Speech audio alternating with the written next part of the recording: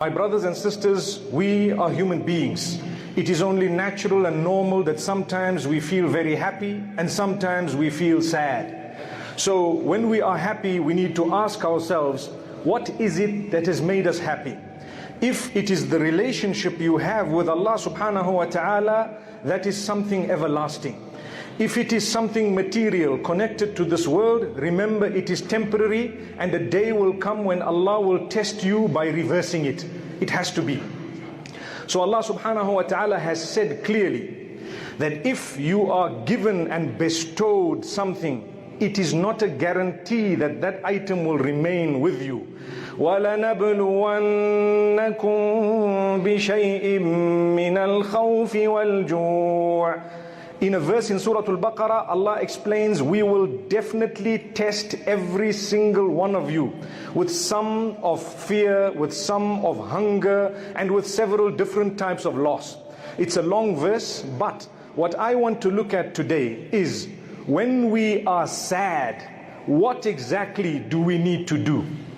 Firstly, ask yourself, is my relationship with the Maker, the owner of happiness, good?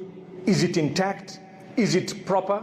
For example, if I am a person who has no link with Salah, no link with the Quran, no link with Allah subhanahu wa ta'ala, how do I expect to combat the sadness that I am feeling? I will continue feeling more sad because I have lost focus. Lost focus from what? From the reality, the destination, from exactly where I am. This is known as the world. In Arabic we call it the dunya, this life. The life on earth is absolutely temporary. It is not going to last long. We in actual fact are here to be tested. It is a testing ground. Evidence regarding the fact that this is a testing ground is that none of us has what we want in this world. Rather, we only get what Allah has chosen for us. So He tests us with health matters, financial matters, family matters, so many other different issues, different types of loss. Things do not happen according to what, or according to how we want them to happen, because Allah is telling you, hang on, this is just a test. We want to see how you react. Will this bring you closer to us? Will it make you realize that it is temporary, absolutely temporary? People, we found, are very sad today, and some news comes to them, within a split second they can become the happiest people on earth, and vice versa. We've seen it happening.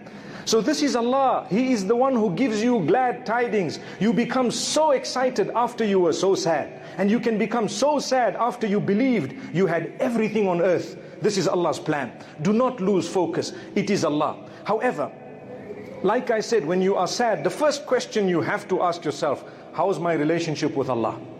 That relationship is connected to your salah, primarily your 5 daily prayers. Do you read them with enthusiasm? We are not even talking about regularity, because that is supposed to be the case anyway. But we're talking about enthusiasm. Do you look forward to the prayer? Do you realize what you are doing when you are reading or fulfilling the 5 daily prayers? Sit for a moment and think. It will snatch your sadness. It will withdraw. It will combat the sadness you are feeling. Just by thinking for a moment, what am I doing? Who am I putting my head on the ground for here? Who is it? The one who made me, the one who owns my happiness, the one who's in control, and ultimately the one I'm going to go back to. When my eyes close, like everybody else's eyes have already closed and are closing and will close, I'm going to go back to the supreme deity whom I've just put my head on the ground for. Allahu Akbar. It is powerful. If you sit and ponder over it, that alone will help you to remove the sadness in your life. Because even if everything is going against your liking, you are assured that it is going according to the plan of Allah. Nothing goes according to someone else's plan. It is Allah's plan. So it makes you happy to say, oh Allah, if this is your plan for me, then Ya Allah, just make it easy for me to go through. I'm not going to compete with you. We can never compete with Allah. But we call out to Him. He gives us the energy. He gives us various means to try and help ourselves. And He expects us to use what He has given us to help ourselves. And on top of that, we would be asking Allah to remove the sadness. Even the Prophet ﷺ was told not to be sad. Let me recite to you a portion of a verse. Ya ayyuha ar-rasul la yahzunka alladhina yusari'una fil kufr. O messenger, do not let those who disbelieve sadden you. Allah is telling Rasulullah sallallahu alaihi wasallam, don't let their statements sadden you. People will say things against you. Do you really think in this world everybody is going to be in favor of you, uttering good words about you? If they could utter the worst words about the Prophet sallallahu alaihi wasallam, who are you and who is me? Who am I? Subhanallah. We are nobodies. They will probably utter even worse words about us. So Allah is saying, don't let it stress you, don't let it worry you. And you need to remember, get closer to Allah subhanahu wa ta'ala. Like Allah subhanahu wa ta'ala speaks about the sadness in the heart of Muhammad sallallahu alaihi wasallam regarding the disbelievers who not only did not accept Islam, but they had bad words. They spread rumor, they spread false statements regarding Islam. Allah says, قَدْ نَعْلَمُ إِنَّهُ لَيَحْزُنُكَ الَّذِي يَقُولُونَ فَإِنَّهُمْ لَا يُكَذِّبُونَكَ وَلَكِنَّ الظَّالِمِينَ بِآيَاتِ اللَّهِ يَجْحَدُونَ. We know that their statements have saddened you. Their statements are making you sad. We know that. But we want to give you comfort by telling you they do not belie you. They know you are truthful. They know you are the Prophet of Allah. They are just denying it out of arrogance. Don't let the arrogant make you sad. Don't. Don't let those who are transgressing against Allah, who love to spread rumor, who have bad habits, bad qualities, make you sad. No, don't. If your link with Allah is intact or is powerful, or you are developing it every day, nothing should make you sad. You should be saying Subhanallah, that is the praise of Allah. Alhamdulillah, all praise is due to Allah. Allahu Akbar, Allah is the greatest. Those statements should be removing the sadness from your heart, if only you uttered them correctly, because Allah says, الَّذِينَ آمَنُوا وَتَطْمَئِنُّ قُلُوبُهُمْ بِذِكْرِ اللَّهِ أَلَا بِذِكْرِ اللَّهِ تَطْمَئِنُّ الْقُلُوبُ. Various translations of that verse. One of them is when Allah says, indeed those who believe and they are granted comfort by the remembrance of Allah subhanahu wa ta'ala, for indeed the remembrance of Allah comforts the heart. You want comfort in your heart? You are sad? Remember Allah. How do you remember Allah? I'd like to go through this, spend a few moments, because it's important. Many of us, like I say, human beings, we feel sad, but a believer is given the remedy to that sadness. One of them is, develop your salah, the quality of it. Take your time when you're making wudu. Take your time. Go to Allah subhanahu wa ta'ala by standing facing the Qibla. And when you say Allahu Akbar, you should know what you are saying. I'm saying Allah is the greatest. He is my Lord. And you are praising Him, declaring His praise. And you are concentrating in your prayer. You have taken your time. You feel rejuvenated. You feel complete. Secondly, take your time when it comes to the Quran. That is the word of Allah subhanahu wa ta'ala.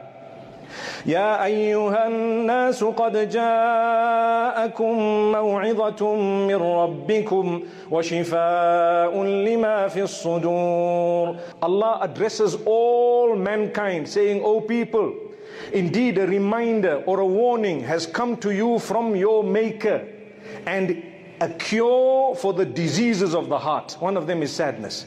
It's a disease. It is what lies in the chest. Sadr actually means the chest. Some would refer to the heart because it is inside the chest. But anything in your chest, when sadness is felt, where is it felt? People put their hands on their chest, you know, I'm sad. It's not like it's in the chest, but it's the feeling, it's man, it's the nature of man. You say, I'm so sad. May Allah subhanahu wa ta'ala help us overcome sadness. So you want to overcome it, remember the Quran is the remedy. How many of us take our time? Listen carefully, wallahi this is a remedy. Take our time to happily, gladly open the Quran, that is the word of Allah, every morning before we leave the home, and read even 5 minutes of your time. so happily, and we read the Arabic, we try to perfect it, we try to improve as the days pass, we read melodiously. Did you know that there are two ways of reading the Quran? One is just to read it as though you're reading a book. And the other is to read it, to try and put into it some melody for the sake of Allah. So try it. Don't be shy. When you say Alhamdulillahi Rabbil Alameen, Ar-Rahman Ar-Rahim. Yes, these are powerful words of Allah. But try saying Alhamdulillahi Rabbil Alameen, Ar-Rahman Ar-Rahim. See what it does to you. It's different. It's the word of Allah. Do it for the sake of Allah. Wallahi, this is a remedy for your sadness. When you give the Quran, the word of Allah, the importance it is supposed to be having, it combats your sadness without you realizing. You're a happy person. People look at you. You have bigger problems than all of them put together, but you are smiling. You still say Subhanallah, Alhamdulillah. People think you've got no issue. There is nobody on earth who has no issue. Remember that. It's just the way they are managing and coping is different. You think you have a problem, wallahi, there are people sitting right near you in the same masjid that perhaps have problems 100 times the size of yours, but you won't realize it. They have a link with Allah. They know this world is temporary. That brings me to another point. Once you've developed your link with the Quran, and you try to read, and you try to understand, and you try to put things forth, and you develop a link with Allah, and your dhikr, remembrance of Allah is in order, your salah is in order, you need to be able to appreciate what Allah has given you that He has not given others. That is one way of combating your sadness. The hadith of the Prophet ﷺ, he says, "Unzuru ila man huwa dunakum." Look at those who have less than you, who are lower than you. In the Quran, Allah speaks about problems that almost break the backs of people. When the Prophet ﷺ had a problem, it was not connected to him or his dunya. It was connected to the deen, the religion. That's why I said you ask yourself a question. Is this matter related to the deen or the dunya? The matter I am sad about, if it's connected to the deen, then yes, it is a matter I should be sad about. I combat it in a similar way. But if it is connected to the dunya or this life, then I need to know, number one, life is temporary. Days do not last. It will not be the same. After nightfall comes day, and after day comes night. Remember that. That's the plan of Allah. A lot of us are sad because of something temporary. You lost wealth. Everybody's lost wealth. Nobody seated here has not suffered a loss. Everybody has. They've dealt with it differently. They've suffered at different levels. Allah tests you according to your level. In one narration, the hadith says, Allah tests you according to how much He loves you. When He loves you more, He tests you more. That's a hadith. It's because when you have a problem and an issue, it is human nature that when you have a problem, you start looking for solutions. And a believer will look for solutions by getting close to Allah. So when Allah wants you to become very close to Him, He gives you a bigger problem, because He knows if you didn't have this one major issue in your life, perhaps you wouldn't even be bothered about reading salah. You wouldn't even be bothered about calling out to Allah subhanahu wa ta'ala. So Allah says, you know what? Think about those who have less so you can appreciate what you do have. When you want to be sad, then you look for sadness even when there's happiness glaring you in your face. You need to know this. Why then do we say I'm sad? So the whole world will be sad. Who is going to thank Allah?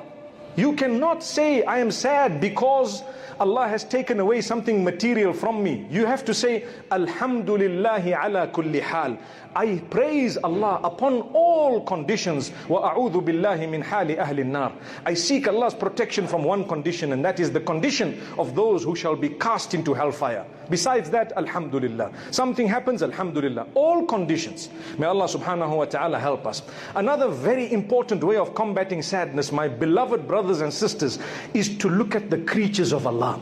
Look at the trees, look at the animals, look at the greenery, look at when you're breathing the air, consider what you are breathing. Take a look at the sunset, the sunrise. Allah says, Inna fi khalqis samawati wal ardi wa ikhtilafil layli wan nahari la ayatin li ulil albab. Indeed, in the creation of the heavens and the earth, and in the rotation of the night and the day, are signs for those with intellect. Remember this. There are signs. These signs, yes, they show you the oneness of Allah, the closeness that you have to Allah subhanahu wa ta'ala, the greatness of Allah, but they also alleviate your suffering.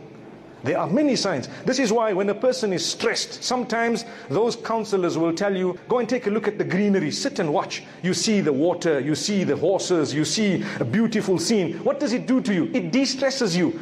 For a disbeliever, it's just the scenery. It's a creation of Allah. For us, it is the greatness of Allah subhanahu wa ta'ala. Don't be sad. Really, these days are not permanent. They are temporary. The only time you should be sad is when you have drifted away from Allah subhanahu wa ta'ala. And that is something that saddens a lot of people. People become depressed. They become sad because your life is full of partying, full of gambling, full of adultery, full of drinking. How do you not expect sadness when you are far away from Allah? You want to combat the sadness. Come back to Allah. Come. Allah is waiting for you. Allah becomes so happy when you turn to Allah subhanahu wa ta'ala. And if Allah is happy, He will definitely make you happy.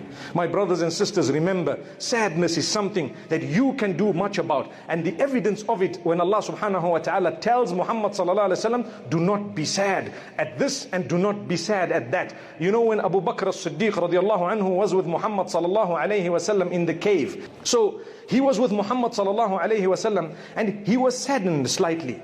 And Muhammad sallallahu alaihi wasallam read verses that were revealed to him. La tahzan inna Allah ma'ana. A portion of it, don't be sad. Allah is with us. Do you know what this means for me and you? How can you be sad when you know Allah is with you? How can you be sad when you know Allah is with you? No matter what they're going to try, it's only by the permission of Allah that they will be able to achieve if Allah wants them to. And it's going to be better for you either way. This is why I want to end with a powerful narration that I'm sure we've heard before, but it always brings about a lot of comfort in our hearts. عَجَبًا لِأَمْرِ الْمُؤْمِنِ فَإِنَّ أَمْرَهُ كُلَّهُ لَهُ خَيْرٌ. Amazing are the affairs of a true believer. All of his affairs are always good. Nothing bad can happen to a true believer. Why? إن أصابته سراء شكر فكان خيرا له وإن أصابته ضراء صبر فكان خيرا له. When goodness happens to a true believer, he is thankful, so it's better for him, it's good for him. How do you thank Allah? When you have happy days, my brothers and sisters. And this is one way of combating sadness that may be in your path.